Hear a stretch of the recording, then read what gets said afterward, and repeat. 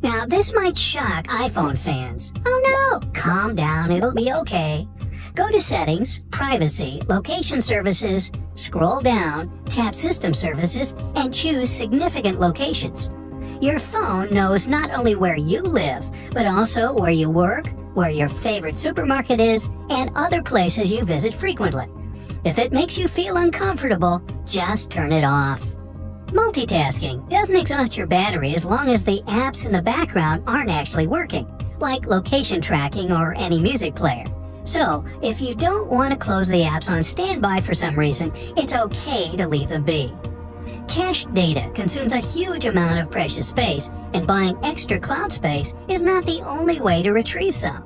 Whenever you see that you're out of memory and you've got literally nothing to delete, check all your messengers. Even if you deleted the photo from the camera roll, it's still stored in a cache. Go to your messenger settings and delete all the cached files. There's a sure sign your charger has gone bad. When you notice it takes more time to charge your phone, like earlier, you could go full charged within an hour and a half, and it now takes more than 3 hours to do so. You have to replace the charger. If you see your phone cable has turned green, throw it away and replace it with a new one.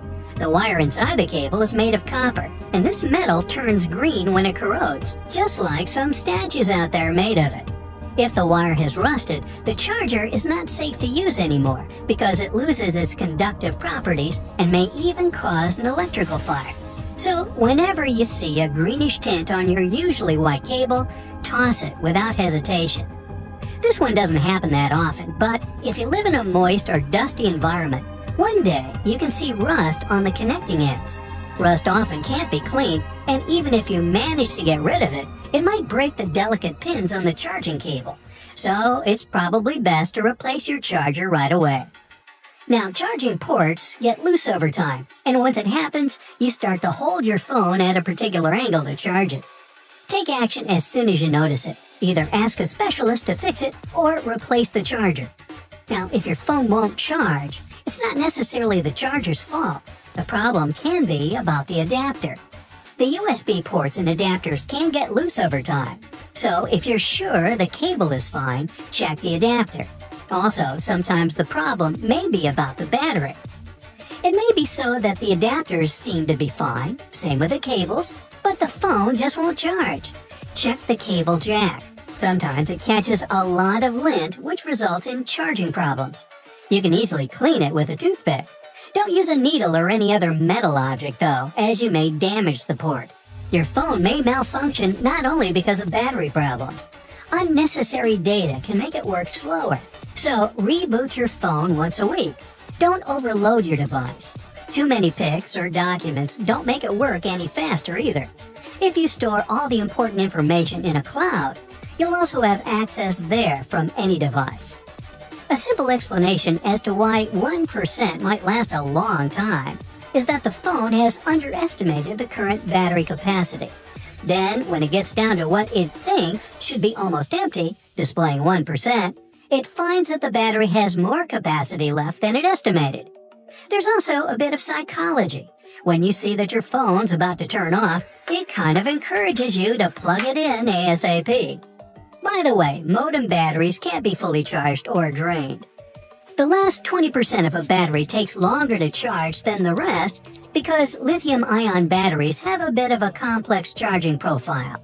When the battery is low, the charger supplies a fixed current, generally the peak current that the charger or battery combination can handle. As the voltage increases, the charger switches over to a constant voltage profile, where the voltage is supplied at 4.3 volts or so, and the current is entirely based on what the battery will take. Sleeping with your phone under your pillow is not a very healthy idea. Cell phones, tablets, and other forms of handheld technology release electromagnetic waves caused by X-rays, just as microwaves do, which may lead to serious health issues. Even though an adult person's skull is quite thick, like mine, and protects the brain well, it's best to be on the safe side and put your phone on the bedside table. If you accidentally crack the screen carrying your phone, replace it with a new one as soon as possible. Yeah, it might not seem a problem since the touchscreen still works, but all the grease and dust will get through the cracks. It can eventually damage the screen, so hurry up. Facial skin is sensitive, and your phone is almost 7 times dirtier than a toilet seat. Talking on the phone seems like rubbing a toilet seat against your cheek. Ooh. So don't press your phone against your face. You don't want germs, do you? And maybe wash your hands more often. Blue light, brightness, and even font size can be the reason why you get a poor night's sleep, especially if you love to scroll the feed until you fall asleep. Go to Settings and turn on the blue light filter. It's called Night Shift for iPhones, and there are blue light filter apps for Androids too. Also, adjust the brightness and font size. Be careful using the phone on the beach. Don't leave it in the sun on your beach towel. Though it doesn't need sunscreen and there's no way it can have sunburn, it can still be badly damaged by scorching rays. Lithium batteries are like humans. Their operating temperature range is 59 to 95 degrees Fahrenheit. Now, don't charge your smartphone if it's over 95 degrees because it may cause damage to the battery. Also, it's bad to charge it on a cover. We know cell phones don't enjoy the heat. The heat gets trapped inside, so it can damage your battery. And never try to cool it off in a freezer, as lithium batteries can't stand cold either. Boy, they're picky. Still, remember that some heat while charging your phone is completely fine. The charger uses a transformer to convert the AC line voltage from a wall outlet to the DC voltage required to charge the battery. No process would be 100% efficient, so some amount of electricity is released as heat. Excessive heat, and especially discoloration, are bad signs that the charger circuitry is beginning to fail. This may possibly result in an electric shock when you unplug the device. Bzzt, ow! Pockets are one of the worst places to keep your phone.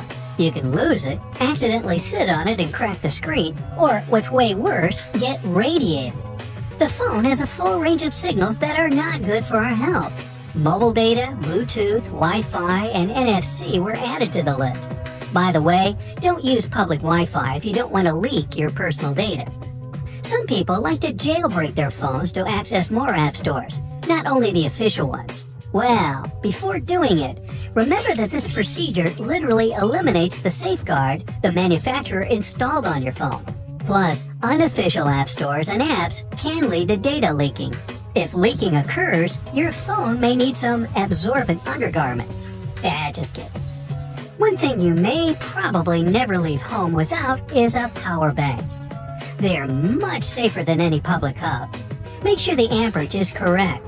Most modern smartphones charge at 2.1 amps, and most power banks have a range of 2.1 to 2.4 amps, which is totally okay. Check if the phone's not too hot while charging. The hotter the battery, the less effective the charging. That's it for today.